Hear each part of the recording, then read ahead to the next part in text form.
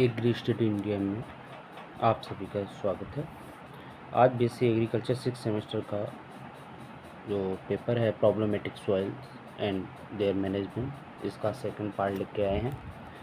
उम्मीद करते हैं आप लोग सभी इसको अच्छे से देखेंगे और ये वीडियो आपके लिए, आपकी परीक्षाओं के लिए बहुत ज़्यादा महत्वपूर्ण साबित हो सकते हैं। तो चलते हैं हम लोग आज की श्रृंखला की तरफ। तो आज की श्रृंखला में हमारा पहला प्रश्न है,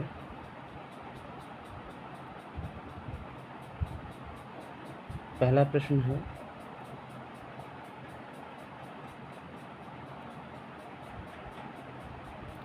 देखते हैं। निम्न में से कौन सा सुदूर संवेदन में एक चरण का संकेत नहीं देता है?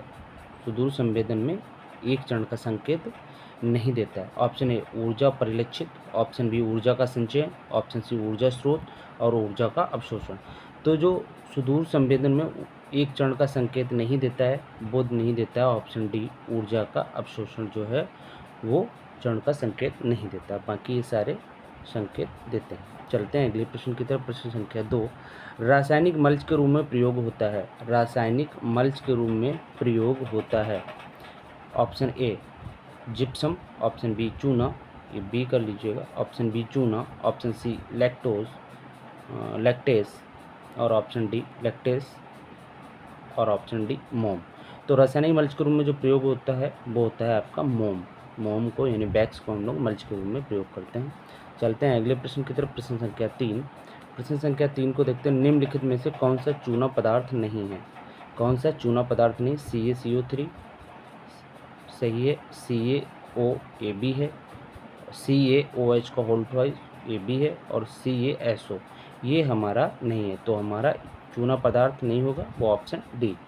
चलते हैं अगले प्रश्न की तरफ। प्रश्न संख्या 4, उच्च मृदा पीएच पर किस तत्व की सुलभता कम हो जाती है? यानी पीएच मान अगर जो बढ़ जाता है तो उसमें कौन सा जो तत्व है जो नीचे दिए गए हैं वो कौन सा तत्व है वो कम हो जाता है? ऑप्शन ए पोटास, यानी पीएच बढ़ने पे पोटास कम हो जाता है, फास्फोरस कम हो जाता है, सल्फर कम हो जाता है और नाइट्रोजन कम हो जाता है। तो इसमें कौन सा तत्व जो है वो पीएच के बढ़ने पर, पीएच के बढ़ जाने पर वो तत्व कम मात्रा में उपलब्ध होता है? तो वो ऑप्शन बी हमारा फास्फोरस जो है वो पीएच बढ़ने पर कम प्राप्त होता है। तो चौथे का बी ऑप्शन करेक्ट होगा। चलते हैं अगले प्रश्न की तरफ। प्रश्न संख्या 5, किस राज्य में राष्ट्रीय सुदूर संवेदन केंद्र स्थित है? किस राज्य में राष्ट्रीय सुदूर केंद्र स्थित है? तो इसका ऑप्शन देखते हैं हम एक बार। Rajasthan, option B Madhya Pradesh, option सी गुजरात और ऑप्शन टी तेलंगाना। तो जो राष्ट्रीय सुदूर संवेदन केंद्र स्थित है वो है हमारा तेलंगाना में। तो आप 5वें का ऑप्शन डी जो है वो करेक्ट होगा। चलते हैं अगले प्रश्न की तरफ। प्रश्न संख्या 6, समस्याग्रस्त मृदाएं एवं उनका प्रबंध किसके द्वारा लिखी गई है? समस्याग्रस्त मृदाएं और उनका प्रबंध जो है वो किसके द्वारा पुस्तक लिखी गई है? ऑप्शन ए BN है, ऑप्शन बी तिशडेल एवं Nelson, option C JS Kanwar और ऑप्शन डी के दास। तो भैया ये जो पुस्तक है वो डी के दास के द्वारा लिखी गई, समस्याग्रस्त मृदाएं और उनका प्रबंध जो है डी के दास द्वारा लिखी गई। चलते हैं अगले प्रश्न की तरफ। प्रश्न संख्या 7 को देखते हैं। प्रश्न संख्या 7 को देखते हैं। पाइराइट का सूत्र है, पाइराइट का सूत्र CaCO3, option B FeSO2, option C CaOH का होल ट्वाइस और ऑप्शन डी CaSO4 का होल ट्वाइस। तो जो पाइराइट का सूत्र है वो है ऑप्शन सी CaOH का होल ट्वाइस। तो 7 का ऑप्शन जो है सी। पाइराइट का सूत्र यानी FeSO2 जो है वो पाइराइट का सूत्र होगा। तो इसको थोड़ा सा इरेज कर दीजिएगा। FeSO2 जो है वो हमारा करेक्ट आंसर होगा। पाइराइट का जो सूत्र होगा वो होगा हमारा FeSO2। चलते हैं अगले प्रश्न की तरफ। प्रश्न संख्या 8, in which state CSSRI is located? तो CSSRI कहाँ स्थित है? तो CSSRI की जो फॉर्म होती है वो होती है आपकी central soil sanitary research institute, और ये हमारा स्थित है कहाँ? करनाल में। और करनाल कहाँ है आपका? हरियाणा में। तो 8वें का ऑप्शन डी जो है वो करेक्ट होगा। चलते हैं अगले प्रश्न की तरफ। अगला प्रश्न, प्रश्न संख्या 9 देखते हैं। क्षारीय मृदाओं में सार मान होता है। क्षारीय मृदाओं में सार मान कितना होता है? तो जो सार होता है, सार को कहते हैं आपका सोडियम ऑब्जर्वेशन रेशियो। तो सोडियम को ऑब्जर्व करने वाला जो रेशियो होता है वो होता है, उसको सार कहते हैं। तो क्षारीय मृदाओं में सार का मान क्या होगा उसको देखते हैं। ऑप्शन ए 15% से अधिक, ऑप्शन बी 15% से कम, ऑप्शन सी 10%, ऑप्शन डी 5%। तो जो हमारा ऑप्शन क्षारीय मृदाओं के सार का होगा वो 15% से अधिक होता, मोर देन 15%। मोर देन 15% जो है क्षारीय मृदाओं में सार की वैल्यू होती है। चलते हैं अगले प्रश्न की तरफ। अगला प्रश्न, प्रश्न संख्या 10 को देखते हैं। सी मोल पी प्लस Kg-1 इकाई है, ये किस चीज़ की इकाई है? तो देखते हैं। Option A EC electrical, option B pH, option C EC और ऑप्शन D ESP। तो इसका जो होता है वो होता है CEC की इकाई क्या है? सी मोल P प्लस Kg-1 होता है। और CEC क्या होता है? CEC होता है cation exchange capacity. Cation exchange capacity होती है और ये इसकी ये इकाई होती है। तो इकाई CEC की इकाई क्या होगी? ये इकाई होती है। चलते हैं अगले प्रश्न की तरफ। प्रश्न संख्या 11 को देखते हैं। निम्न में से कौन सा मृदा गुण मृदा स्वास्थ्य सूचक नहीं है? तो मृदा का जो नीचे दे रखे हैं उनमें से कौन सा गुण है वो मृदा स्वास्थ्य का सूचक नहीं, हेल्दी मृदा का सूचक नहीं? ऑप्शन ए कार्बनिक मृदा, option B pH, option C स्थूल और ऑप्शन डी मृदा जल। तो देखिए कार्बनिक मृदा में कितना कार्बनिक पदार्थ है ये भी स्वास्थ्य का सूचक है, उसका pH बैलेंस, pH वैल्यू क्या है वो भी सही, स्थूल घनत्व क्या है उसकी, बल्कि डेंसिटी क्या है वो भी इसका सूचक। लेकिन मृदा में पानी है, इसका मतलब ये नहीं है कि वो मृदा उपजाऊ है या अच्छे गुण वाली है। चलते हैं अगले प्रश्न की तरफ। प्रश्न संख्या 12 को देखते हैं। जलमग्न मृदाओं में ऑक्सीजन स्तर होता है। अगर जलमग्न मृदाएं हैं जहाँ पे पानी का भराव रहता है उनमें ऑक्सीजन का स्तर कैसा होता है? ऑप्शन ए कम होता, ऑप्शन बी अधिक होता, ऑप्शन सी मध्य होता, बहुत अधिक होता है। तो जलमग्न मृदाओं में हमेशा जो ऑक्सीजन होती है वो कैसी होती है? कम होती है। ऑक्सीजन कैसी होगी? कम होगी। चलते हैं अगले प्रश्न की तरफ। प्रश्न संख्या 13 को देखते हैं। भारत में क्षारीय मृदाओं के सुधार हेतु जिप्सम का प्रयोग करने वाला प्रथम वैज्ञानिक? भारत में क्षारीय मृदाओं, तो देखो अम्लीय मृदाओं के लिए किसका प्रयोग करते हैं? चूना का प्रयोग करते हैं। और क्षारीय मृदाओं के लिए किसका करते हैं? जिप्सम का प्रयोग करते हैं। तो भारत में जो क्षारीय मृदाएं थे उनको सुधारने के लिए जिप्सम का प्रयोग करने वाले प्रथम वैज्ञानिक कौन थे ये देखते हैं। Option A JW Leather, option B JS Kanwar, option C IC Gupta और ऑप्शन डी RPS चौहान। तो इसका जो ऑप्शन होगा ऑप्शन डी जो है करेक्ट आंसर होगा। RPS चौहान ने क्षारीय मृदाओं में भारत में पहले बार जिप्सम का प्रयोग किया था। चलते हैं अगले प्रश्न की तरफ। प्रश्न संख्या 14। प्रश्न संख्या 14 को देखते हैं। रेडॉक्स क्षमता मापने के लिए प्रयोग होता है। रेडॉक्स क्षमता नापने के लिए प्रयोग होता है। ऑप्शन ए pH, इसको ऐसे लिखेंगे pH, EH, PF और RH। तो रेडॉक्स क्षमता को नापने के लिए जो प्रयोग किया होता है वो EH का प्रयोग किया जाता है। और EH क्या होता है? EH होता है soil redox potential. Soil redox potential इससे दर्शाया जाता है। चलते हैं अगले प्रश्न की तरफ। प्रश्न संख्या 15। अम्ल सल्फेट मृदा का pH होता है। अम्ल सल्फेट जो उसमें अम्लीय सल्फेट पाया जाता है उस मृदा का pH होता है, ये पूछा जा रहा है। ऑप्शन ए 4.5 से अधिक, 4.5 से कम, 4 से कम और 4 से ज़्यादा। तो इसका जो आंसर होगा ऑप्शन सी होगा, 4 से कम होता है। अम्ल सल्फेट मृदा का जो pH होता है 4 से कम होता है। प्रश्न संख्या 16 को देखते हैं। 16वां प्रश्न कहता है भूमि क्षमता वर्ग है। भूमि क्षमता जो है वो वर्ग है, कौन सा? 3 श्रेणियाँ, ऑप्शन बी 4 श्रेणियाँ, ऑप्शन सी 5 श्रेणियाँ और ऑप्शन डी 8 श्रेणियाँ। तो भूमि क्षमता के जो वर्ग है वो 8 श्रेणियों का है। चलते हैं अगले प्रश्न की तरफ। प्रश्न संख्या 17। क्षारीय मृदाओं का सुधार के द्वारा होता है। क्षारीय मृदाओं का सुधार के द्वारा होता है। ऑप्शन ए चूना, option B gypsum, option C CaOH2 का होल तो है CaCO3। तो अभी बताया था चूना कैसा होता है? अम्लीय मृदाओं के सुधार के लिए, अम्लीय के लिए होता है। और क्षारीय मृदाओं के सुधार के लिए क्या हो जाएगा, जिप्सम हो जाएगा। तो इसका ऑप्शन बी जो है वो करेक्ट होगा, 17 का बी। चलते हैं अगले प्रश्न की तरफ। प्रश्न संख्या 18, अधिक मात्रा में मृदा का अपवाह जल के साथ निकलना कहलाता है। अधिक मात्रा में मृदा का जल के साथ, यानी मृदा का जो है अधिक मात्रा में जल के साथ बहकर चला जाना क्या कहलाता है? मृदा अपरदन, मृदा प्रदूषण, मृदा क्षरण, इनमें से कोई नहीं। तो जो इसका जो होता है वो मृदा अपरदन कहलाता है, जिसको कहते हैं सोइल इरोजन कहते हैं, सोइल इरोजन कहते हैं। और मृदा प्रदूषण होगा नहीं, मृदा संरक्षण तो कर ही नहीं रहा, इनमें से कोई नहीं। तो हमारा ऑप्शन जो है वो ए करेक्ट आंसर होगा। चलते हैं अगले प्रश्न की तरफ। प्रश्न संख्या 19 को देखते हैं। प्रश्न संख्या 19 क्या कहता है? क्षारीय मृदाओं में फास्फोरस स्थित होता है, किसके रूप में स्थित होता है? क्षारीय जो मृदाएं होंगी उसमें फास्फोरस किसके रूप में स्थिर होता है? ऑप्शन ए आयरन एवं aluminium phosphate, option B calcium phosphate, option C fluorapatite और ऑप्शन डी हाइड्रोक्सी एपेटाइट। तो जो क्षारीय मृदाओं में फास्फोरस स्थिर होता है वो होता है कैल्शियम फास्फेट के रूप में। ऑप्शन बी जो है हमारा करेक्ट होगा। चलते हैं अगले प्रश्न की तरफ। प्रश्न संख्या 20, और प्रश्न संख्या 20 को देखते हैं।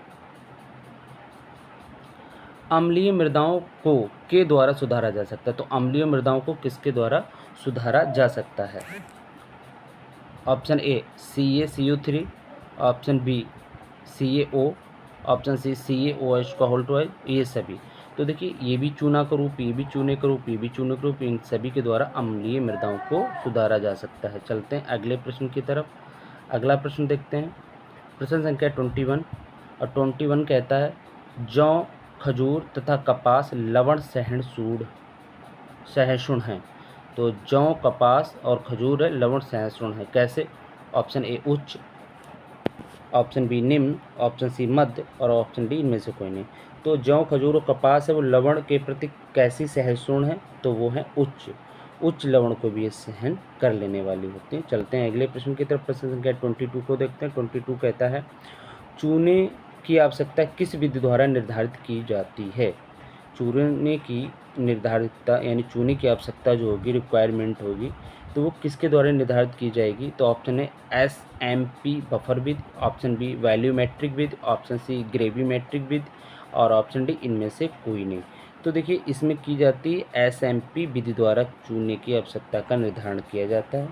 और SMP क्या होता है? शूमेकर, मैकलिन एंड प्रॉट होता है। शूमेकर, मैकलिन एंड प्रॉट होता है। चलते हैं अगले प्रश्न की तरफ। प्रश्न संख्या 23 को देखते हैं। अम्लीय मृदाओं के विकास के लिए कौन जिम्मेदार है? अम्लीय मृदाएं जो बनती हैं उनके लिए बनाने के लिए कौन जिम्मेदार है? ऑप्शन ए क्षारों का ह्रास, ये हाश लिख गया, उसको ह्रास कर लीजिएगा, ह्रास, क्षारों का ह्रास।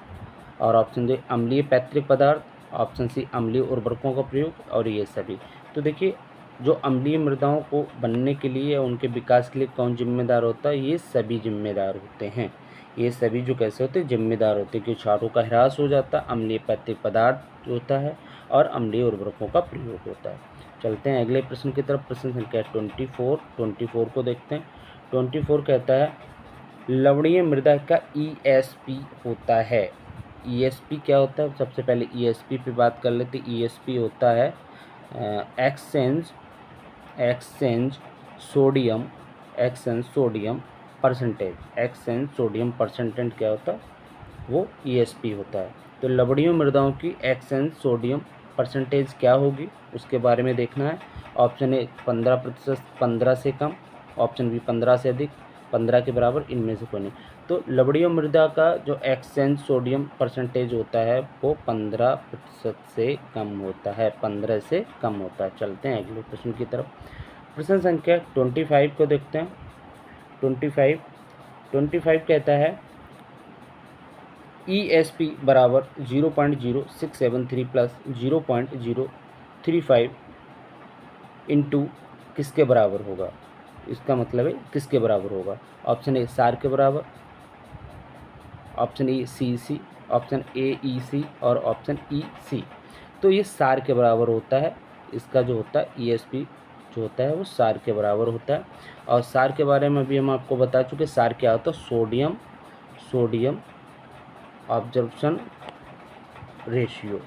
चलते हैं अगले प्रश्न की तरफ। प्रश्न संख्या 26 को देखते हैं।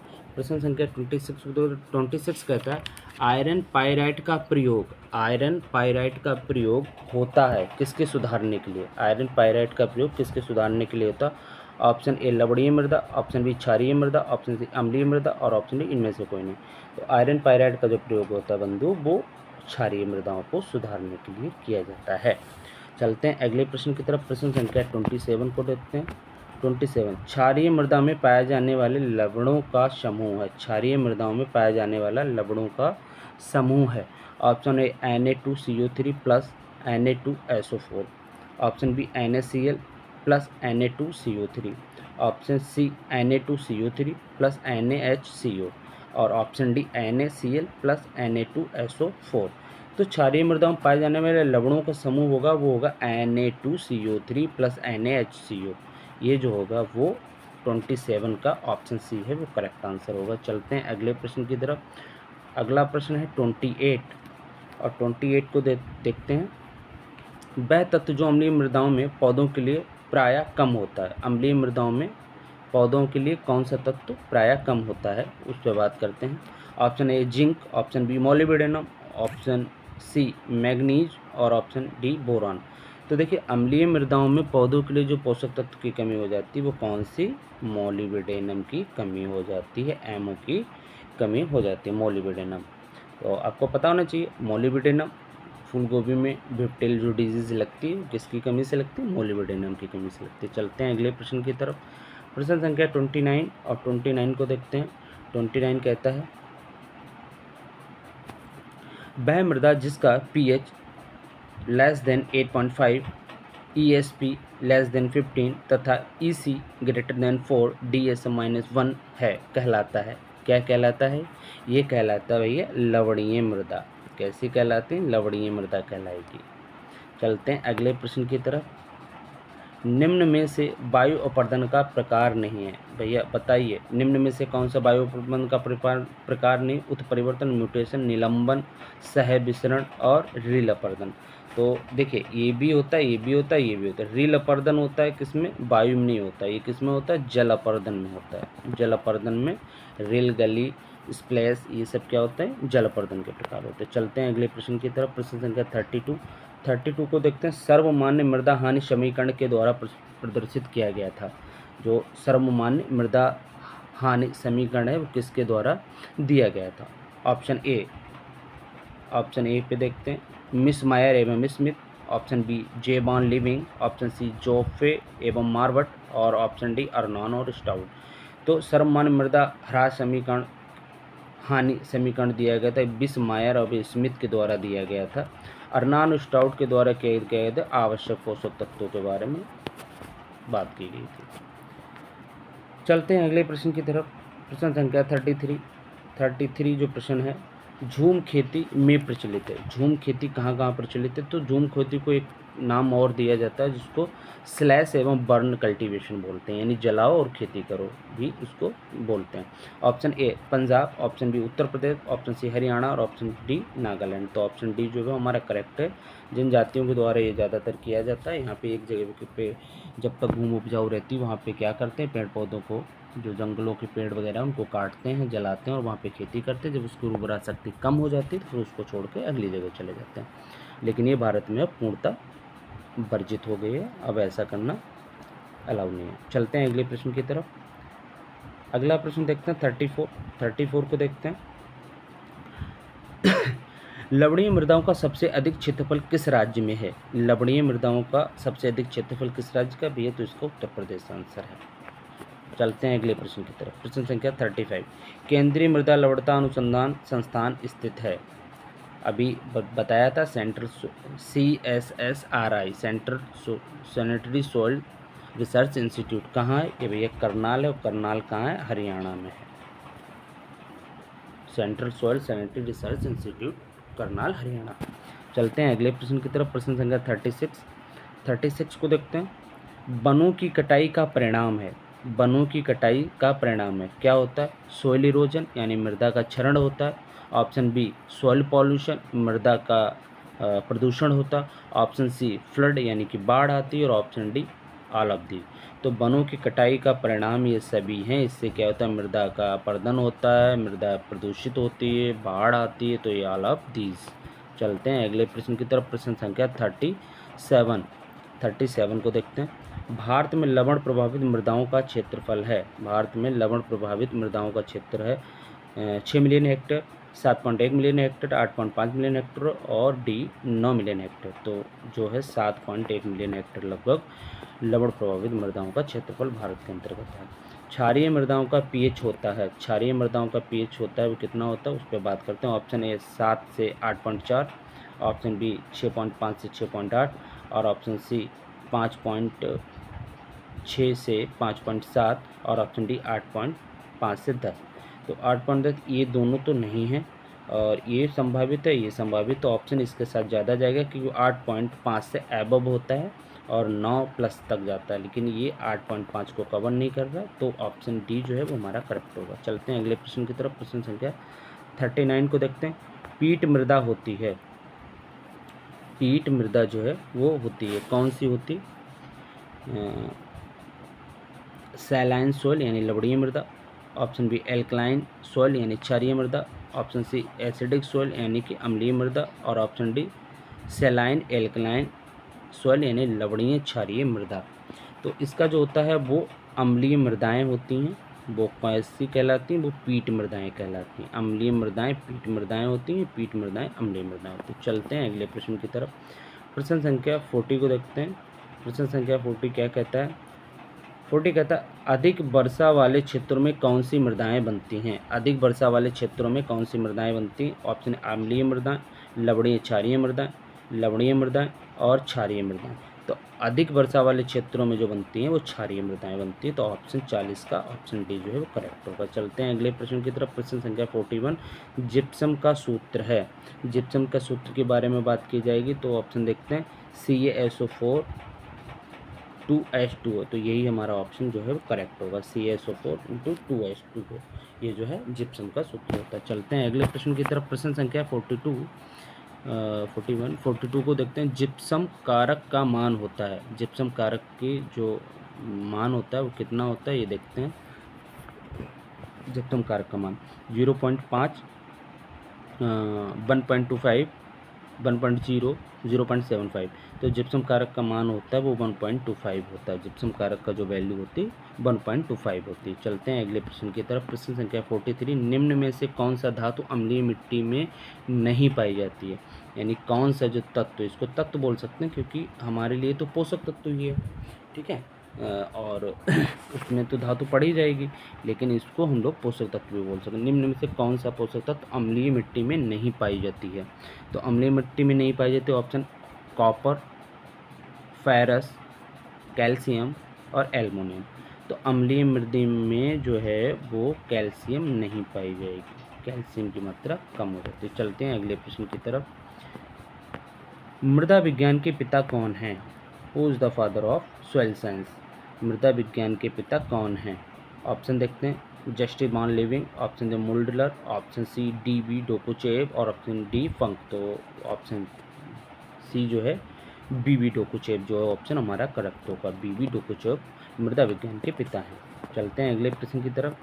पैडान शब्द किस भाषा से लिया गया है? पैडान शब्द किस भाषा से लिया गया? तो भैया इसको ग्रीक भाषा से लिया गया। चलते हैं अगले प्रश्न की तरफ। प्रश्न संख्या 46 DAP में नाइट्रोजन और फास्फोरस की मात्रा होती है। DAP में नाइट्रोजन और फास्फोरस की मात्रा होती है, तो आपको पता होना चाहिए DAP में नाइट्रोजन जो होगा कितना होगा, 18% होगा, और फास्फोरस जो होता है यानी कि P जो होता है वो 46% होता है। ऑप्शन देख लीजिएगा, 50 में ये होगा नहीं, ये भी नहीं होगा, और 20 नाइट्रोजन, ये ऑप्शन हमारा डी जो है वो हमारा करेक्ट होगा। चलते हैं अगले प्रश्न की तरफ। प्रश्न संख्या 47 pH की खोज किसने की थी? pH की जो वैल्यू यानी जो pH मान है उसकी खोज किसने की थी? ऑप्शन देखते हैं अरस्तु, ऑप्शन ए अरस्तु, option B SPL Sorensen, option B GV Living और ऑप्शन डी हिलगार्ड। तो भैया SPL जो है सोरेनसन सर थे, उन्होंने pH की खोज की थी। चलते हैं अगले प्रश्न की तरफ। प्रश्न संख्या 48 को देखते हैं। मृदा क्षरण कितने प्रकार का होता है?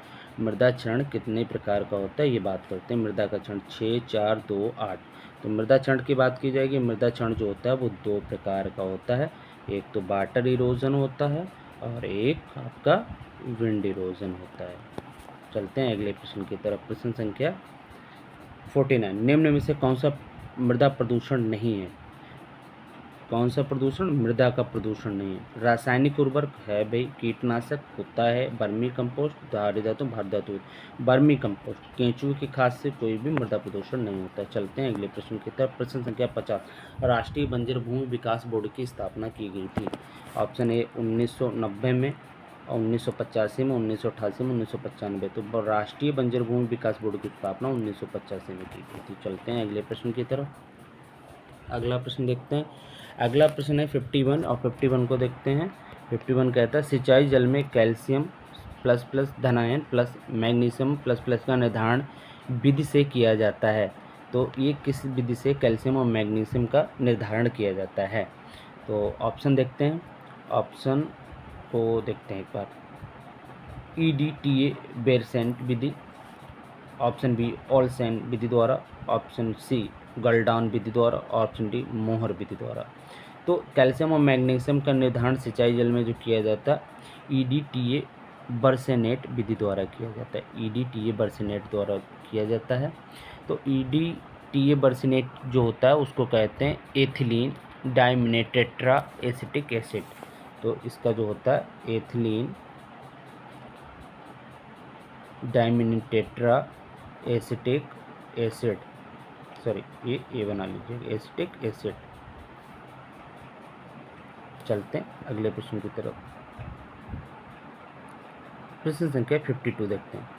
कृषि के लिए उपयुक्त पाइराइट्स में कितने प्रतिशत गंधक पाई जाती है? पाइराइट में, जो कृषि में पाइराइट प्रयोग की जाती है उसमें कितने प्रतिशत गंधक पाई जाती है? ऑप्शन है 22%, 12%, 25%, 8%। तो पाइराइट में जो एग्रीकल्चर पाइराइट का जो यूज़ करते हैं वो 12%। उसमें क्या होती है? गंधक। गंधक, गंधक किसे कहते हैं? गंधक जो होती है गंधक, इसको गंधक अगर सल्फर लिख के आए तो ये सल्फर जाएगा, ठीक है, गंधक को ही सल्फर कहते हैं। चलते हैं अगले प्रश्न की तरफ। प्रश्न संख्या 53, किस जनपद में क्षारीय मृदाएं नहीं पाई जाती? किस जनपद में क्षारीय मृदाएं? अलीगढ़, एटा, लखनऊ, बुलंदशहर। तो बुलंदशहर में लगभग जो है वो क्षारीय मृदाएं नहीं पाई जाती। चलते हैं अगले प्रश्न की। रिमोट सेंसिंग में है एकत्रित करना। रिमोट सेंसिंग जो आज लेटेस्ट टेक्नोलॉजी रिमोट सेंसिंग के द्वारा कृषि की जा रही है उसमें क्या एकत्रित किया जाता है? ध्वनि, चित्र, परिवर्तन और गतिविधि।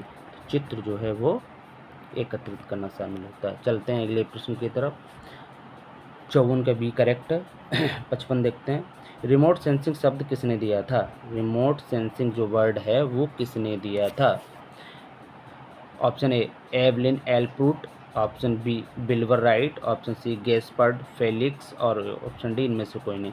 रिमोट सेंसिंग जो वर्ड दिया था एल्विल एल्प्रूट ने दिया था। तो 55 का ऑप्शन ए जो है वो करेक्ट है। चलते हैं अगले प्रश्न की तरफ। प्रश्न संख्या 56 को देखते हैं। ईसी मीटर मापता है।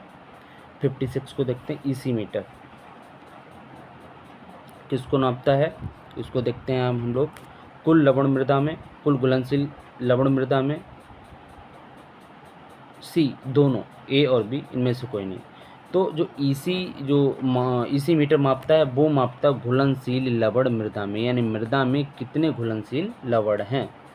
चलते हैं अगले प्रश्न की तरफ। जिप्सम में पाया जाता है, जिप्सम में पाया जाता है। ऑप्शन ए 23.2% कैल्शियम और 18.6% सल्फर। तो पहला ही ऑप्शन इसका करेक्ट है। तो जिप्सम में जो है 18.6% सल्फर यानी कि गंधक पाई जाएगी और 23.2% तक क्या पाया जाता है? कैल्शियम पाया जाता है। चलते हैं अगले प्रश्न की तरफ। प्रश्न संख्या 58 देखते हैं। मृदा प्रदूषण का सबसे महत्वपूर्ण कारण है। मृदा प्रदूषण का, मृदा प्रदूषण में जो कारण नीचे दिए गए उनमें से सबसे महत्वपूर्ण कारण कौन सा बनेगा? कांच, option B plastic, option C अपमार्जक और ऑप्शन डी कार्बन डाइऑक्साइड। तो मृदा प्रदूषण के लिए जो सबसे महत्वपूर्ण इनमें कारण है वो है प्लास्टिक, क्योंकि प्लास्टिक मृदा में भी पड़े रहने से सालों साल नहीं गलती, तो मृदा प्रदूषण ज़्यादा करती है। चलते हैं अगले प्रश्न की तरफ। प्रश्न संख्या 59 को देखते हैं। अम्ल वर्षा का मुख्य कारण है। अम्लीय जो वर्षा होती है, एसिडिक रेन, उसका मुख्य कारण क्या है? Option A CO2 O2 calcium वो कार्बन डाइऑक्साइड प्लस तथा ऑक्सीजन, और option B carbon dioxide hydrogen oxide, option C SO2 यानी कि सल्फर डाइऑक्साइड, और NO2 मतलब कि नाइट्रोजन ऑक्साइड, और ऑप्शन डी कार्बन मोनोऑक्साइड और कार्बन डाइऑक्साइड। तो जो अम्ल वर्षा का मुख्य कारण होता है वो सल्फर डाइऑक्साइड और नाइट्रोजन ऑक्साइड जो होता है वो इसके लिए उत्तरदायी होते हैं। तो 59 का ऑप्शन सी जो है वो करेक्ट आंसर है। चलते हैं प्रश्न संख्या 60 के ऊपर। 60वां प्रश्न कहता है वह प्रक्रिया जिसमें मृदा में घुलनशील लवणों का संचयन होता है कहलाती है। यानी मृदा में जो घुलनशील लवण हैं उनका संचयन होता है, वह प्रक्रिया क्या कहलाती है? ऑप्शन ए क्षारीयकरण, option B laterization, option C लवणीकरण, ऑप्शन डी इनमें से कोई नहीं। तो मृदा में घुलनशील लवणों का संचयन हो रहा तो लवणीकरण कहलाएगा। ऑप्शन सी जो है करेक्ट होगा। चलते हैं अगले प्रश्न की तरफ। भूमि क्षमता वर्ग 8 का रंग है, जो 8 क्लास है, यानी उसमें क्लास दिए गए हैं 1st, 2nd, 3rd, 4th, 6th, 7 और 8। तो जो भूमि क्षमता वर्ग है 8 क्लास का रंग कैसा होगा? इसमें देखते हैं हरा, पीला, बैंगनी और भूरा। तो इसका जो होता है वो बैंगनी रंग होता है। 8 क्लास का जो कलर होता है वो बैंगनी होता है। चलते हैं अगले प्रश्न की तरफ। प्रश्न संख्या 62। भूमि उपयोगिता वर्गीकरण में अनुपयुक्त गण में कितने वर्ग हैं? भूमि उपयोगिता वर्गीकरण में अनुपयुक्त में कितने वर्ग हैं? तो ऑप्शन 1, 2, 3, 4। तो अनुपयुक्त गण में जो वर्ग होते हैं वो 2 वर्ग बनते हैं, 2 वर्ग बनते हैं। और ये वर्ग होते कैसे कैसे? जैसे एक उपयुक्त वर्ग होता है, एक अनुपयुक्त वर्ग होता है। तो यहाँ पे अनुपयुक्त गण पूछा गया है, ऑर्डर जो है वो अनुपयुक्त पूछा गया है। तो जो उपयुक्त गण होते हैं अगर उनके बारे में बात की जाए तो वो होते हैं S1 होता है, S2 होता है और S3 होता है। और कौन से होंगे ये? सूटेबल यानी उपयुक्त। और नॉट सूटेबल में जो गण होते हैं वो N1 होता है और N2 होता है। तो हाँ ये पूछा गया है, अनुपयुक्त गण पूछे गए नॉट सूटेबल। तो नॉट सूटेबल कितने होते हैं? 2 होते हैं, N1 होता है और N2 होता है। तो इसका आंसर 2 जाएगा। अगर उपयुक्त पूछा जाता तो इसमें 3 हो जाता। और अगर टोटल पूछा जाता उपयुक्त और अनुपयुक्त कितने गण होते तब आपका 5 हो जाता। चलते हैं अगले प्रश्न की तरफ। प्रश्न संख्या 63 पे बात करते हैं। भूमि उपयोगिता वर्गीकरण किसके आधार पर किया जाता है? भूमि उपयोगिता वर्गीकरण किसके आधार पर किया जाता है? ऑप्शन ए मृदा सर्वेक्षण सूचना तथा भूमि उपयोग के प्रकार, आर्थिक और सामाजिक विश्लेषण, ऑप्शन सी परिवर्तन की आवश्यकता, ऑप्शन डी ये सभी। तो ये सभी हो जाएगी, इनके भूमि उपयोगिता वर्गीकरण किया जाता है। चलते हैं अगले प्रश्न की तरफ। प्रश्न संख्या 64। भूमि क्षमता वर्ग जिसका कोई उपवर्ग नहीं है। भूमि क्षमता वर्ग जो है जिसका कोई उपवर्ग नहीं है, वर्ग 1st, 3rd, 7th और 8th। तो फर्स्ट वर्ग का कोई भी उपवर्ग नहीं है, सब क्लास नहीं है इसका। चलते हैं अगले प्रश्न की तरफ। अगला प्रश्न कहता है, अगले प्रश्न को पढ़ लीजिएगा। अवशिष्ट सोडियम कार्बोनेट, अवशिष्ट सोडियम कार्बोनेट के आधार पर किस गुणवत्ता का सिंचाई जल पौधों के लिए सुरक्षित है? अवशिष्ट सोडियम कार्बोनेट के आधार पर किस गुणवत्ता का जल सिंचाई के लिए उपयुक्त है या सुरक्षित होता है? ऑप्शन ए 1.25 से कम, ऑप्शन बी 1.25 से 2.25 और ऑप्शन सी 2.5 से अधिक और ऑप्शन डी इनमें से कोई नहीं।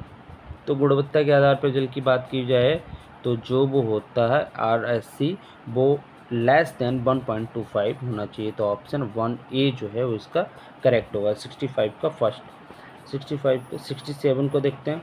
सोडियम प्रतिशत के आधार पर किस गुणवत्ता का जल सिंचाई जल पौधों के लिए श्रेष्ठ है? सोडियम के आधार पर बात करते हैं कि सोडियम के आधार पर, सोडियम प्रतिशत के आधार पर किस गुणवत्ता का सिंचाई जल पौधों के लिए श्रेष्ठ है?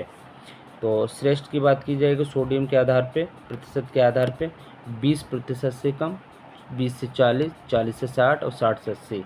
तो सोडियम प्रतिशत 20% से कम का जो गुणवत्ता का जल है वो सिंचाई के लिए उपयुक्त है। चलते हैं अगले प्रश्न की तरफ। प्रश्न संख्या 68 को देखते हैं।